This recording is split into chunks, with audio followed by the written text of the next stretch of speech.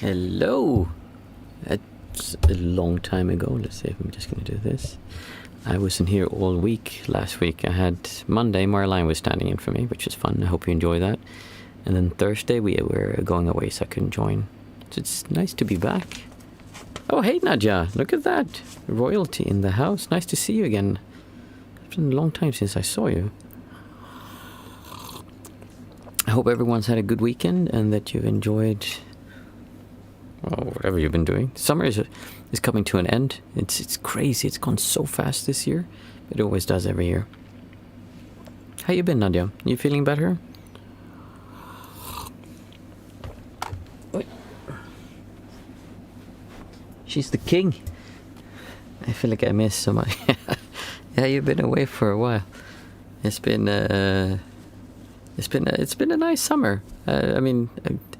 I almost thought about July because everyone does their own thing. So I know some of the streams, they actually close down during summer because there's not enough people joining. But I thought, I meditate anyway.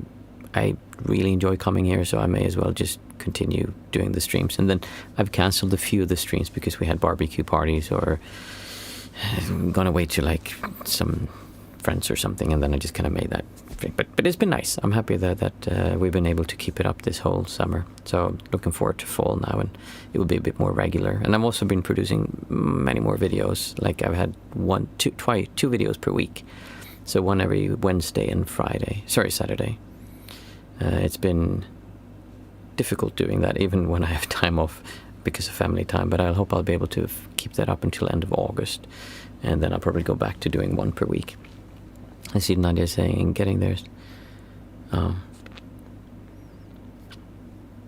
Yeah, it goes ups and down. The thing with those things when you feel bad, it's always nice to know that it changes. When you feel bad, I have that sometimes when I wake up at night and I wake up from the pain and I get anxiety because the body's just in a stress reaction. And then I can feel like, it's never going to change. And I used to think that like, oh my goodness, it's my life from now and it's always going to be like this. But I've been through it so many times that I know that it does change. Next coaching call. I'm actually, you know what I'm going to do? I'm going to write that. I'm going to talk to my fiance and see when she has her schedule. I think she has it now. And I'll just book it this week. It will be one of the last weekends in this month, very likely. But I'll give you better time. Knowledge in advance because it was so late last time. It was just the day before. I was like, poopers, I haven't scheduled a call. So I just did that. But it will be, by the end of this month. We'll have it in the weekends. Usually it works out to be, we will see. We'll see what day it is. I don't know yet.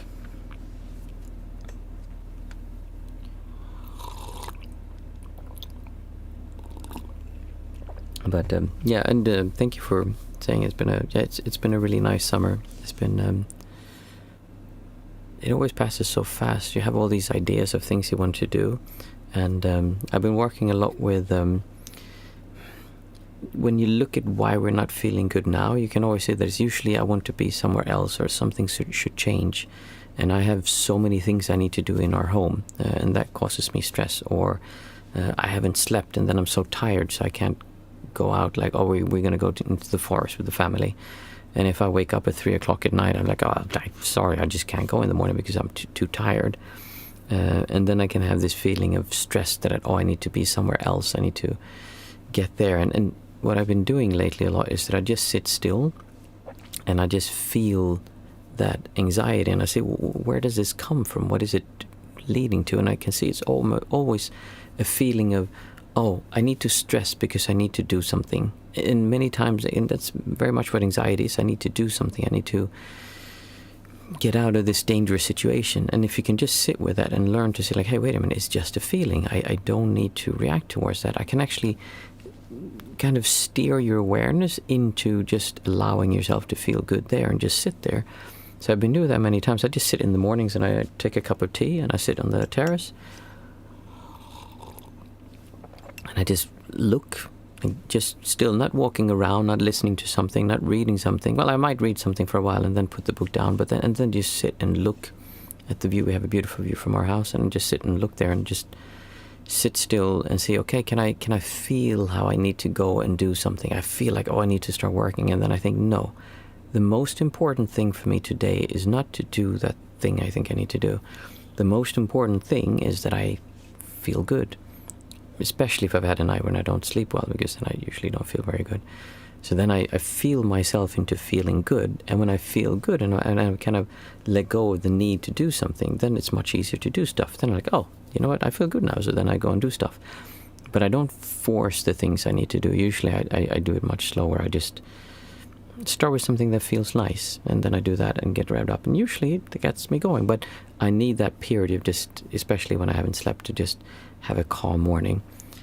And I know you have kids, Nadia, so you know that when you have kids you rarely get a calm morning, because they want you to just be with them the whole time from when you wake up. Waking in pain, oh yeah.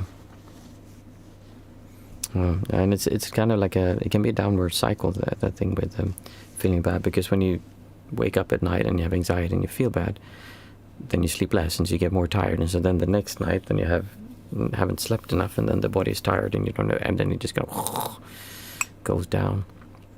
That's you need to break that cycle. I know you talk to someone. It's good that you have a therapist that you can talk to. You mentioned that in the stream before. And just trying to break that pattern, like not getting stuck with feeling bad, because it's so easy to get caught in that kind of circle, and then you feel bad, and like I said, you feel bad so you don't sleep, and then when you don't sleep you feel worse the next day, and then you sleep worse, and then it kind of just goes down, and then you get to a plateau and you're just going around feeling bad the whole time, and nothing seems to change, and it can be difficult to get out of that. I've had that when I had panic attacks, and it was just long periods of time where things just didn't work, and then you couldn't snap yourself out of it because you're just stuck with low energy and everything is just difficult, and there's a feeling of just trying to do, the thing I said, when you sit down and you just feel yourself into feeling good. If I would try to do something, it would create anxiety because I'm just not there. It's like the body cannot handle doing something. And then I think it's even more important to, hey Mama, Mindful Mama, nice to see you. You missed the meeting last time, Nadia, but Mindful Mama is actually my fiance. She was here and holding the meditation evening. We were because everyone said they want to meet her, and then I thought, wow, she can just hold a meditation evening. So that was very nice, actually. And I got to sit on the other side and watch here. It was very fun, a lot of fun. But I was saying with the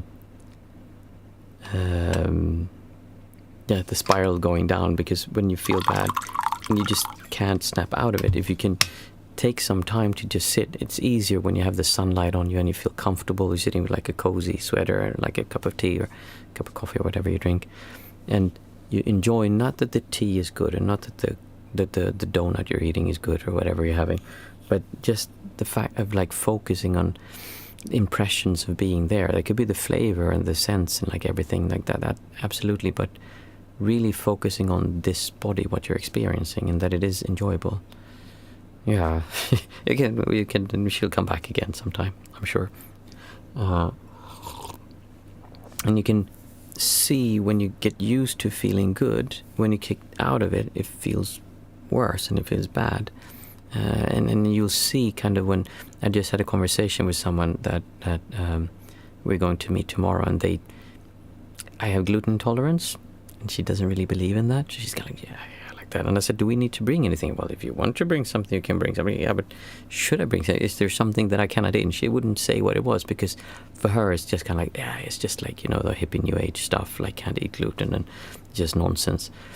And I would before be upset about that. I'd feel like, oh, they're not understanding and respecting, and I would get angry.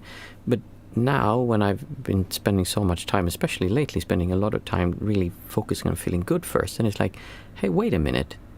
Why am I choosing to feel bad just because she doesn't? I mean, and that's understandable. They're older. In their generation, that didn't exist. When I was a teenager, gluten intolerance didn't exist. I mean, obviously it did, but no one kind of talked about it. And I had it when I was in high school, like really bad, but we didn't know what it was. Everyone thought it was a stomach ulcer or something.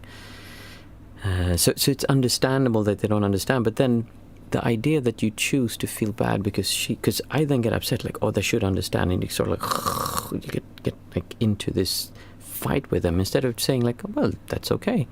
Doesn't need to understand. And I felt much more like, okay, I want to find a solution. So eventually I just asked, like, okay, do I need to bring anything? And like, because I'm not upset with her, she makes amazing food. And it's kind of like I think my mother, my father didn't like onions and said he couldn't stand them. My mother, I put onions in there the whole time. I can see her putting gluten in my food just to like, it doesn't matter so much, just to kind of prove a point. And gluten is a little bit different. Fortunately, I'm not super intolerant, so it's not that I can't. Some people actually, I had a girlfriend a long time ago who was really gluten intolerant, and if she would have like just a small piece of bread, it could knock her stomach out for weeks. Let's see.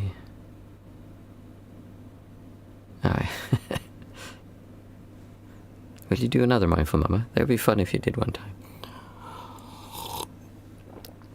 So, focusing on feeling good, it's really a choice. I think this is one of the main downfalls of most meditation techniques, that they go towards neutrality. We aim towards becoming neutral, which is a good starting point, but we need to go beyond that. And I think it has to do with how in Buddhism this world is seen as kind of defiled and bad, and we want to go beyond that. Parinibbana, you can't actually get fully, like, you cannot get fully liberated until you die and the wretched body is gone, which is something I really disagree with. So learning to enjoy being here and not thinking that it's about getting somewhere else, and seeing that it's more than just being neutral, because being neutral, I've seen people have done neutral for decades and it just doesn't really lead to anything except for you becoming a robot. You just become very stiff and they break everything down that comes up. But if you can take that neutrality and lean into enjoying, lean into feeling good. And the difference is that we're so used to looking for these peak experiences in meditation where you go, whoa, it was big, like, mind blown. I see things, hear things, and it's just very mind blowing. But if you can just do incremental shifts towards feeling better, it will kind of spiral in upwards, if you say it like that. So I'm missing some chat.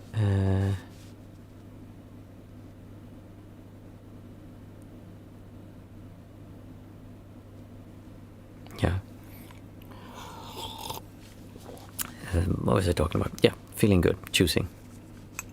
There's like a whole discussion going on.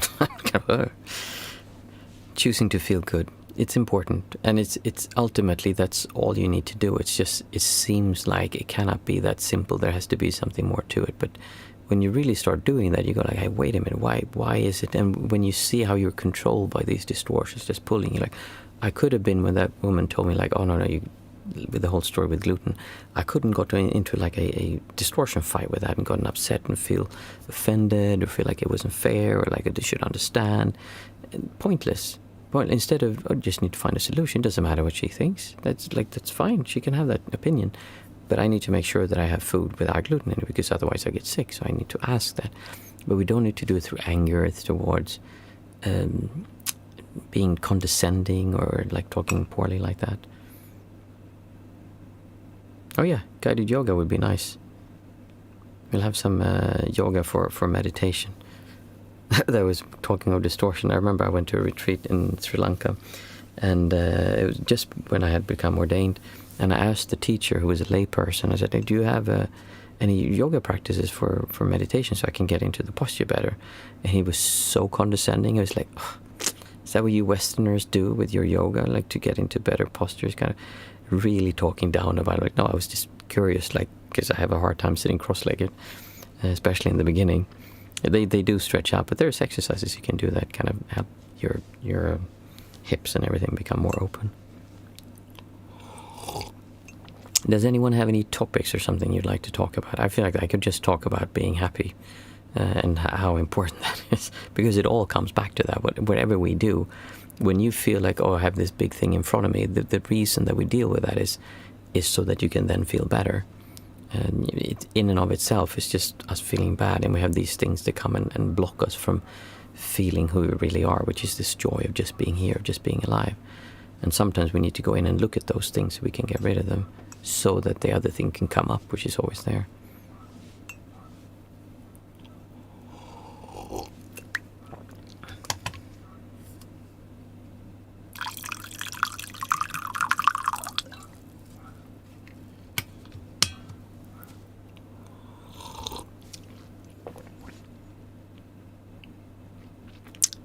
time is also one of those things. When I was talking about stress, anxiety and feeling bad, how we feel that, I need to go somewhere else. If you look at time, many times, I really like the video I made, the last one, I Have a Ride, I Am Home, which is a song by Thich Nhat Hanh. It actually wasn't him singing it, like he didn't make up the song, but the text is from his teachings, and it talks about how I have a ride, I am home, in the here and in the now, which is a feeling that comes when you really feel like you are here. It feels, it's quite diffuse, but it does feel like you are somewhere safe, somewhere where you can't be hurt, somewhere where it doesn't, when you fully accept it, and things don't need to be different than they are because you're at home.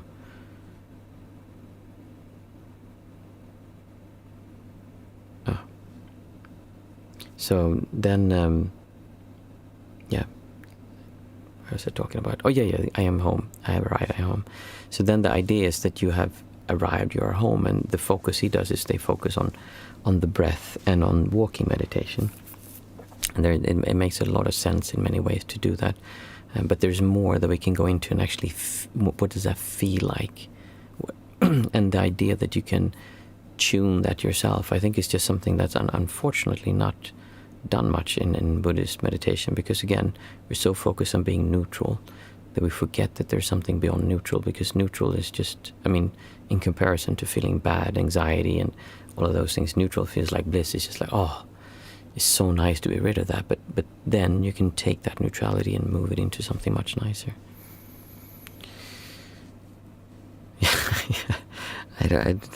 I'm just kind of rambling. It's much easier when people have, I thought about this, and then I can talk about that. Otherwise, we can do a meditation. It's Monday, so I will do meditation. I thought I'd do it a little bit different today, that we'd focus, because I talk a lot about just the breath. And the breath is one of those really useful skills. The thing I noticed when I went to Plum Village, so in Asia, I would sit and meditate anywhere from 10 to 15 hours per day. It was very strict schedules. Like you would sit, walk. That was like the thing you did all day long. And everything was built up around this idea that the more time you can sit and walk and meditate, the better it is.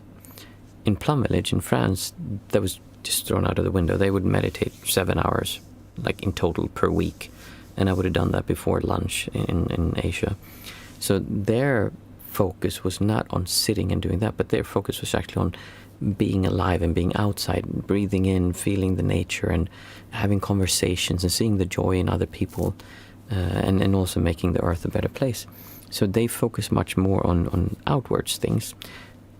The problem is that since they've spent so little time with the meditation, they had a much harder time actually enjoying being here, because they got so caught up in, it's very important that everyone is a vegan, it's very important that no one makes wars and all those things, which are important, but if you hinge your happiness on that, then you'll have a really hard time becoming happy, because you always need for other people to do something for you to be happy, which that just doesn't work. You can never have that happen.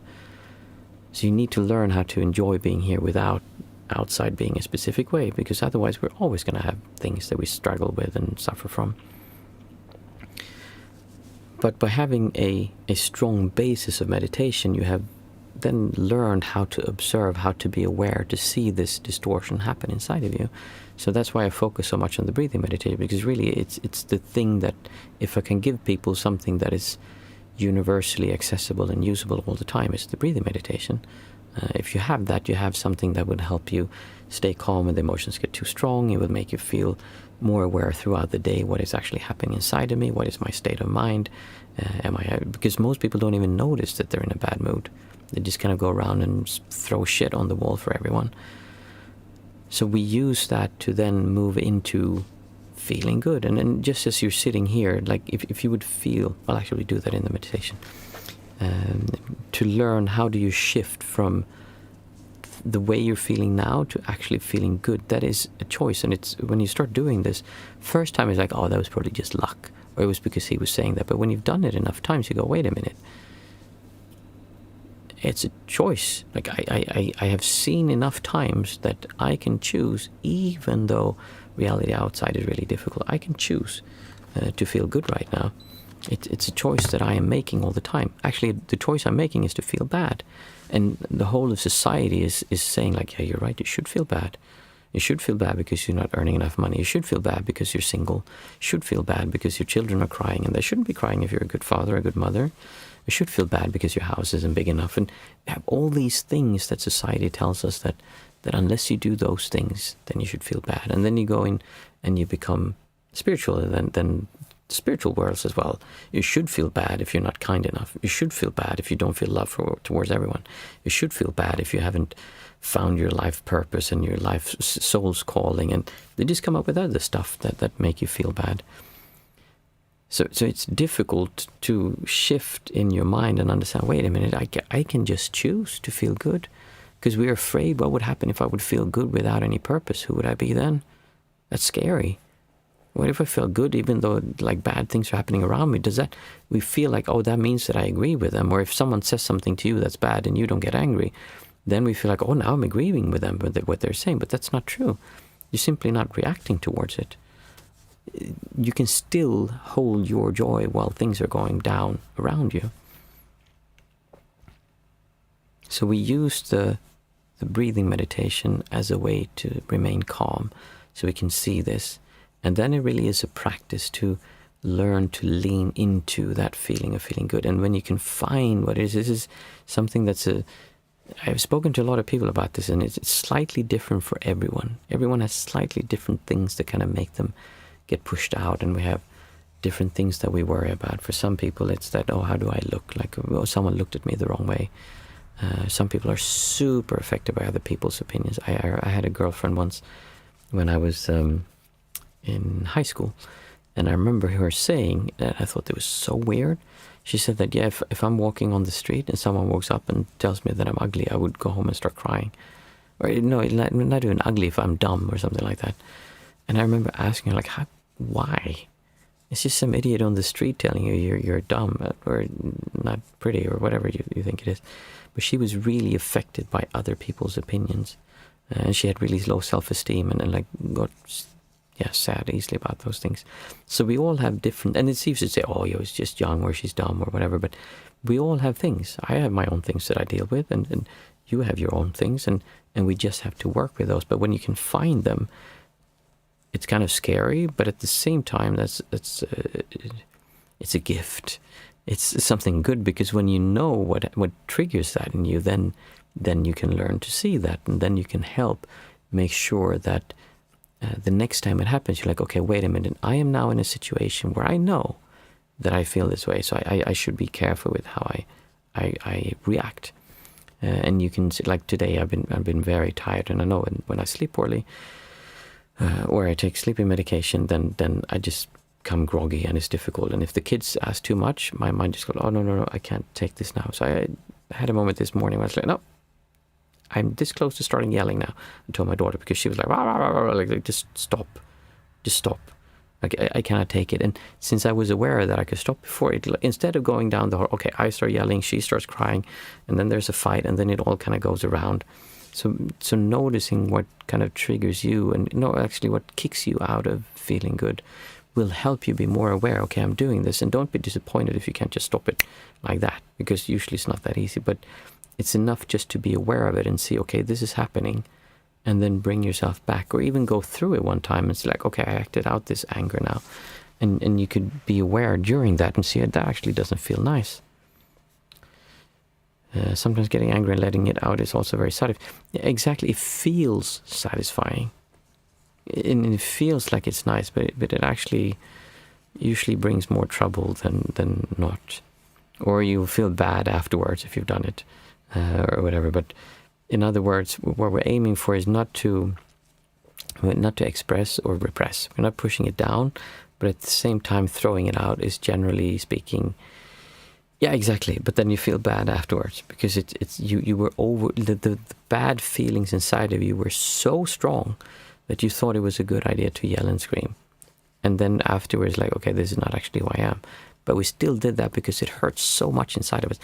And it's just sensations. It's just feelings. Why? Why are we letting this ruin our life? And when you start separating yourself from being controlled by this and saying, oh, it's just something happening in my body. It's just a distortion. I don't need to feel bad just because it's telling me this. And most of that is conditioning, like when we've been brought up. Your parents tell you this is good, your parents tell you this is bad. Society tells you you should be like this, society tells you you shouldn't be like that. And when you go against that, you get that feeling inside of you. The problem is, for most of us, we think that the opposite is kind of being a sociopath or psychopath or something, like where we just don't care. We don't give a about what other people think, and I don't care about other people's feelings. I'm most important, so I'm just going to walk over everyone else so that I can get what I want, which is not at all what I'm saying, because then you have a strong sense of self going like, oh yeah, you guys are just rubbish, I don't care about you. I feel good, that's the most important, and then you take from others so that you can feel good. That's not what I'm talking about, and that's why I keep emphasizing it's not your life story we're talking about your life experience. So I always say this is like it's about being in a good mood, feeling well, and it's about enjoying and being happy and feeling in a good mood, and at the same time appreciating the world that you have around you. Those two things are really important. But there's also another element which I call I'm sorry, please forgive me, thank you, I love you, from the Ho'oponopono part, which is the willingness for other people to be happy, I guess you could say. Not because of what they get. It's difficult to say that, but also, but it's a sense of benevolence. Is that the right word? Wanting good for other. It's benevolent. That's kind, right? I think it's benevolent. That you're kind towards others. Kind, they can be interpreted, but just a feeling of wanting other people to do well, kind of. So it's not that you go into an argument and want the other person to lose. And it's not that it's not about what they get or don't get, but the feeling that you want well. So when someone comes and has an argument with you, actually wanting them well, not having an argument because I want to win and I want to push them down. My daughter had a fight with a friend earlier today, and she's like, oh, I'm going to do the same thing to them and they're going to feel it, how bad it is, and it's not to do that. That's like the self wanting to go in and kind of punish, but instead wanting what's good for them and saying like, I don't need them to behave a specific way for me to feel good. Again, that doesn't mean, oh, they're hitting me, I'm going to stay there and keep being hit. So the whole reason behind that story was that with the meditations, I want to start moving, or at least trying to move and see if it works, because it is difficult when we don't have regular meetings like I do in coaching calls, but actually trying to move it a little bit more towards also focusing on how do we use the awareness that we build through the breathing meditation to lean into feeling good. Because when you start doing it, it really becomes easier and easier and just more obvious. The problem with it can be that once you start getting used to feeling well and feeling good, then feeling bad feels so bad, because it's as being just loose and free and open and just walking around. Life is light. And you just feel good. And then all of a sudden it's like, someone stabbed me. I'm stabbed. Yeah, that can be kind of jarring sometimes. So with the meditations, we're going to lean a little bit more into to that part, I thought. And see how it goes. If people don't like it, if it doesn't work to do it like this without having a clear communication one-on-one, then we'll just stop it and do something else. But it'd be nice to give it a try. So, yeah, for those of you who are new, and we chat like this a little bit before. After that, we do the 5, 4, 3, 2, 1 method, which is a way of coming back to our senses. And then today is a guided meditation. And then we go to bed because it's late. 5, 4, 3, 2, 1 is a way of coming back to our senses. We say out aloud 5 things we can see, 4 things we can feel, 3 things we can hear, 2 things that we can smell, and 1 thing that we can taste. And when we do it without trying to feel, this is mine, this is not mine, I like this, I don't like this, I know what this is. We're trying to be the mind of a child who's watching it. So I'll watch this one, and I know what this is, but I can just see it all. Look at the reflections, the colors, the shapes, The texture, see how all of this kind of glows in the lights with the shadows. Very interesting to look at. So really try to see it, but at the same time, don't do, oh, I'm here and I'm really looking there, trying to like focus and look like this. We're trying to, everything we do, we want to have a wide. We never want to go into small, tiny areas to see with this approach. We want to be wide and open, because when you have a pointed way of looking at something, that means create, I am here and I'm looking at this point. But if you're wide, then the feeling of sense of self becomes lessened. So I see a baton. I can see a reflection in the camera lens, which is really interesting.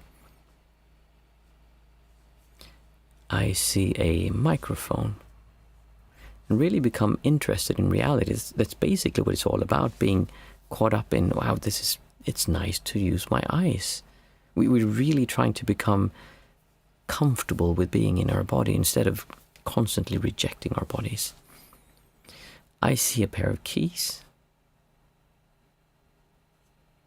And I see a, what are those called? Those things you have near the sofa, like a big pillow you can put your feet on. I see one of those. There's 5 things I could see, and you of course say it out loud on your end, not the same things I'm saying, but the things you see. Next you take 4 things that, you have 3 more hours to work, Catherine. What? Oh no, sorry, I was like thinking you're in Sweden now, but obviously you're not. Like it's so, that would be like midnight.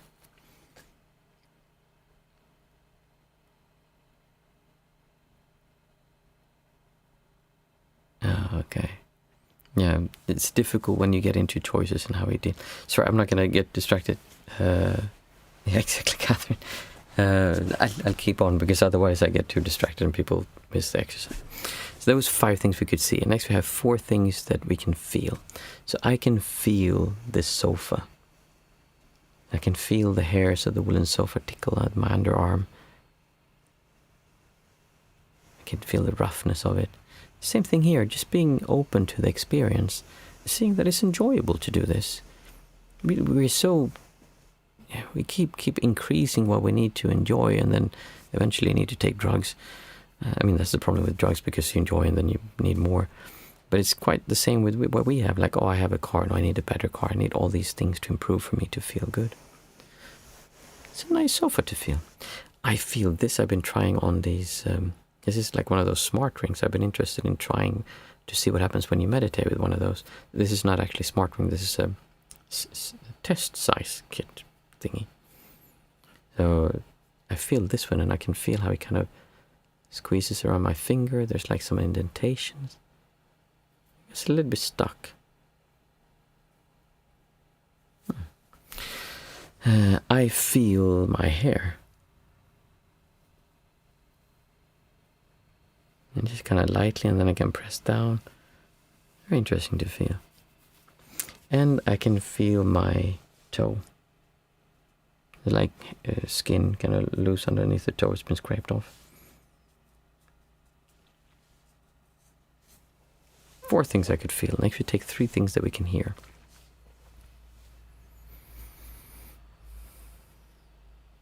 I hear a car passing by.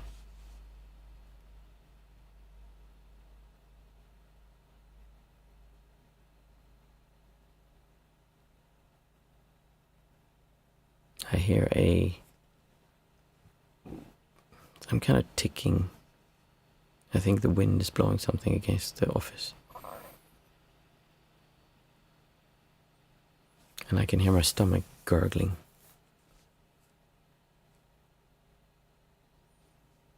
Three things I could hear. Next we take 2 things that I can smell. Well, that you can smell.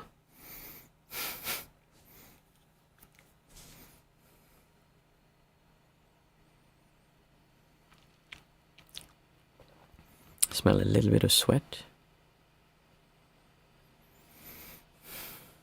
You can smell that this room has been closed throughout the day. There's like a summer warm smell inside.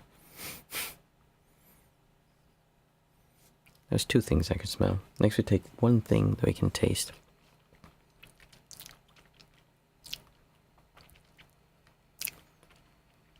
You can still taste a bit of meatballs.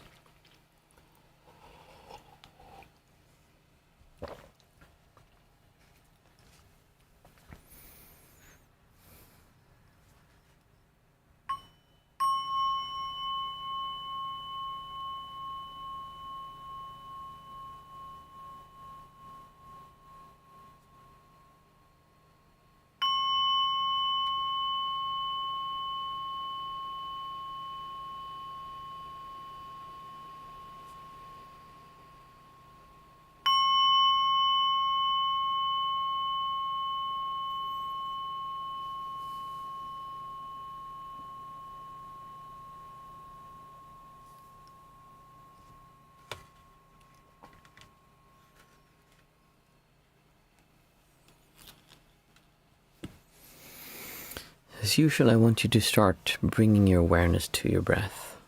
The whole idea with focusing on the breath is not to get some special sensation or some experience. It's just to bring our awareness back from drifting off into our thoughts so that we can be aware of what's happening within our bodies. Because there's a constant battle between the feeling of you and the world outside of you, or even inside you. And we're trying to become aware of what that feeling is telling us. And by doing so, we can ultimately learn how to learn to feel well and feel good. So when we do the breathing exercises, it's important to not feel upset with your progress. Or if you feel that it's difficult to focus on your breath, then you can focus on the sounds in your ears or the lights behind your eyelids. There's many different things that you can focus on. We're just looking for one object of meditation where we can bring our awareness to be aware. Now, it's very easy when you do that to get distracted by thoughts. And when you drift away in your thoughts, you're thinking, oh, I'm not a good meditator because my thoughts are pulling me away. I'm sure everyone else can sit here and they don't have any thoughts. And you become very hard on yourself and you think your practice isn't going well because you have thoughts and you believe it's about not having thoughts. That is probably one of the best ways to make sure that you have no progress in meditation. Instead, a better way of approaching that is to see that, oh, I noticed that I was drifting off in my thoughts. That's actually progress. The more times and the quicker that you can notice that you drift off into your thoughts, the more you're going to be coming back over and over and over again to your object of meditation. And that is what increases your concentration and makes it easier to just stay with whatever is happening. It also smoothens and calms down the whole system that is reacting towards the world around you and makes it easier to handle what is coming up so you don't have to deal with an overwhelming amount of stimuli, which is why people go to meditation centers where you give away your telephone, your watch, any kind of books, and you just focus on being aware, because it becomes easier when you don't have to deal with everything else that is constantly bombarding our systems and causing us so much stress and so much anxiety. In fact, if you would just stop the meditation right now and go to your telephone and turn off all social media, that would probably be more beneficial for your well-being, at least in the short term. But I highly recommend you continue looking and listening. So, to make it a little bit easier to follow the breath, we're going to do a technique where we count our breath from 1 to 8, and then down again from 8 to 1. And I'll do it together with you once, and after that you can continue by yourself. After a while, I'll come back in, and we will start learning how to lean into joy and really feel what it feels like to feel good. So, breathing in and out. 1. In and out. 2. In and out. 3. In and out. 4. In and out. 5. In and out. 6. In and out. 7. In and out. 8. In and out. 7. In and out. 6. In and out. 5. In and out. 4.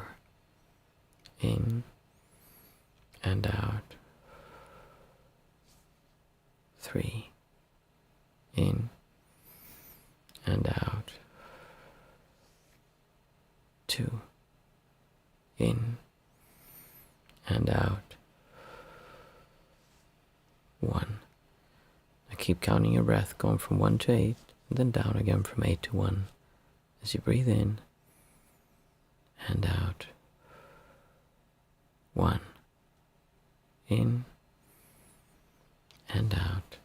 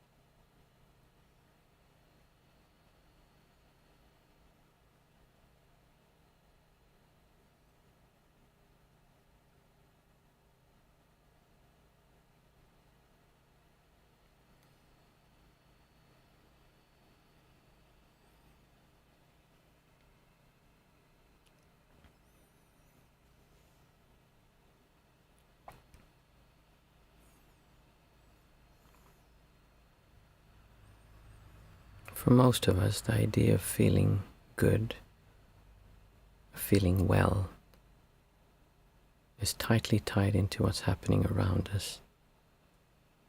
is closely connected to our life story. What is happening to me now? What happened to me before? What will happen to me a few days from now? Or maybe even a few moments from now? And that then dictates how we feel, how much we appreciate being here.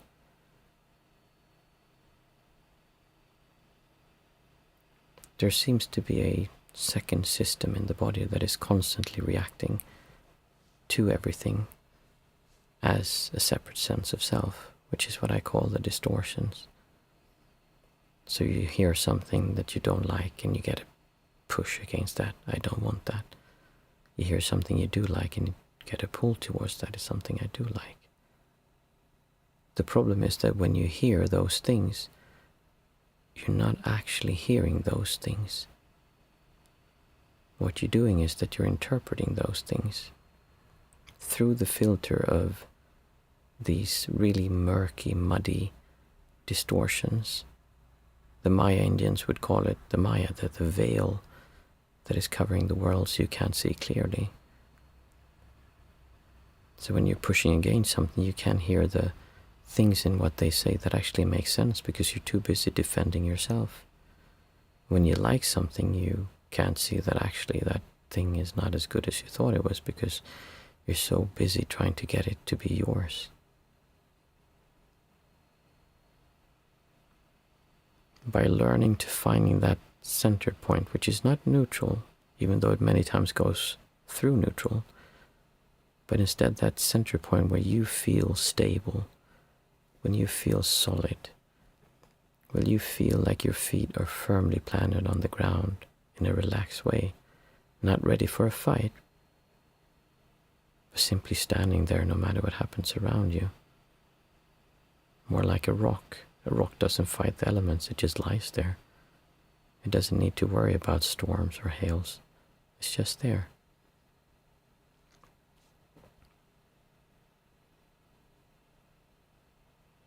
By using your breath as an anchor, as something that ties you into being here, you'll have something to hold on to. You'll have a rock to hold on to when the storm is just a little bit too rough for you to face by yourself. So even as you're listening to me, constantly keep an awareness of your breath, what is happening. Be sure that your focus or the area you're looking at is as wide as possible. We're not trying to feel individual sensations necessarily. Instead, we're trying to be aware of breath happening.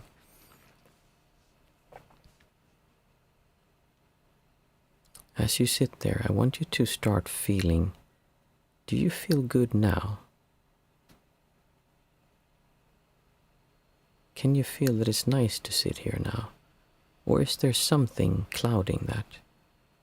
Is there a feeling of not really wanting to be here? Even though you want to be here, there's a feeling like, oh, this is not quite as I want reality to be. It can many times manifest itself as anxiety or just a vague discomfort of pressure on the chest or somewhere else in the body that wants to pull you to do something else. Oh, actually, I need to look at my watch to see what time it is. Oh, actually, I need to pick up my phone so I can write down that really important thing that I need to do later that I just figured out the best solution to. Oh, actually, I need to go over there and put up that bench that I was planning on building for the sofa area.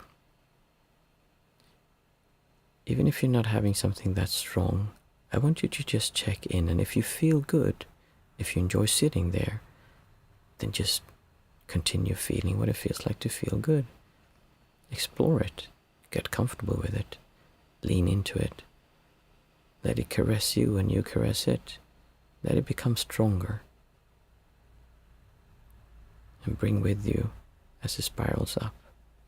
But if there is something in the way that makes you feel uncomfortable, I want you to start being aware of what that feels like.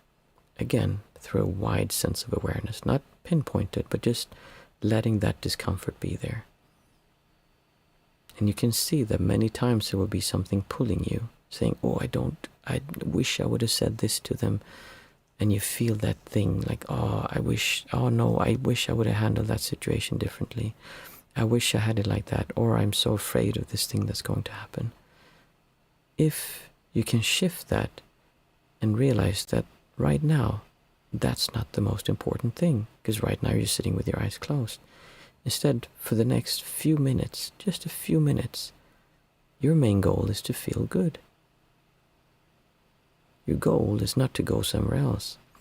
Your goal is not to put up the sofa or the bench by the sofa. It's not to figure out the best answer you should have said to that person that said that dumb thing before.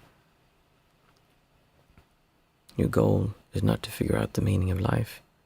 Instead, the only thing you need to do for the next few minutes is to just feel good.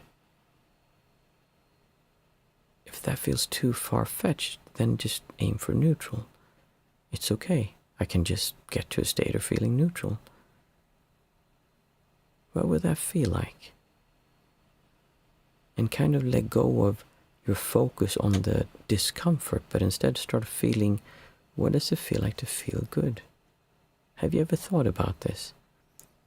We spend so much time focusing on how we feel bad, but there's very little practicing where we actually focus on what it feels like to feel good. And the more you give attention to feeling good, the easier it will become to feel good. So as you're sitting there, if you're not feeling good, and you're actually feeling there's something in the way, try to remember what it felt like to feel good. Realize that the only thing you need to do right now, you don't need to solve that problem. You don't need to be right, you don't need to be wrong. Your only goal, the only thing you need to do, and that you can give yourself permission to do, is to, for the next few minutes, just feel good. Or if feel good feels too far away, just feel neutral. What would you do? What would that feel like? Would that be something that would give you comfort? Would that be something that made you feel relaxed, spacious, calm? Would that make you feel like everything just stood still for a moment? There was nowhere you needed to go. There is nothing you needed to do. You only needed to be right here, right now.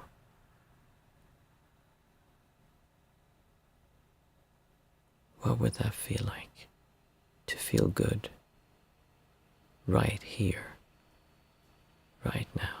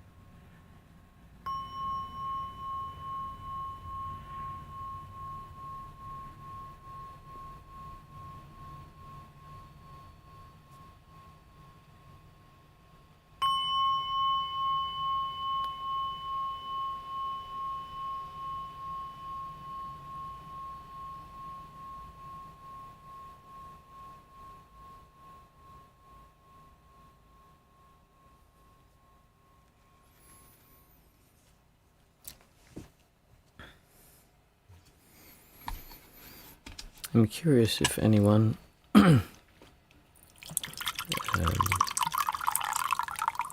felt something during that.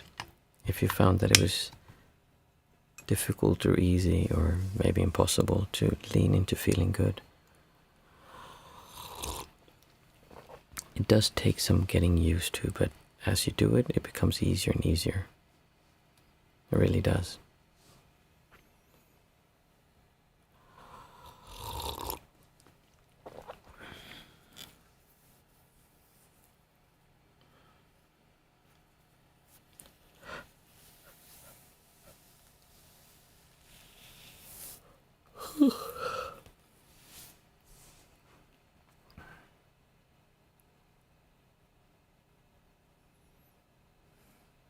It went so quick.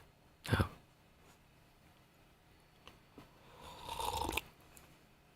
Maybe I put the timer wrong. It almost feels like it. The time is correct, it seems like.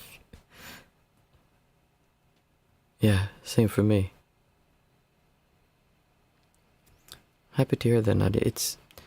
And I think for some reason it was easier for me too when I sat here with other people. I think I will start doing more meditation like this. I think I should do some guided meditation like this for people. Well, you can always listen back to this. But it is when you really think about it and look at it, it's kind of crazy that we're choosing not to feel good. And you just need to do that enough times, and the more times you do it, the more you start going, hey, wait a minute, why am I not doing this the whole time? And it just makes sense to feel good. And then society comes in and says, no, not supposed to feel good. We promised, like we said, that you need to do these things, buy these things, have these things, otherwise you're not allowed to feel good. And then you go, okay, I need to feel bad for a while, and then you come back to it again. So it's a constant, it's like a deprogramming kind of what we need to allow ourselves to feel good. I'm happy it worked. I wish you all a really pleasant week, and I'm looking forward to meeting you again on Thursday. And I will post the time for the group coaching call rather soon. I'm just going to talk to my fiancé and work out what day we'll have it. Thank you. Have a nice week.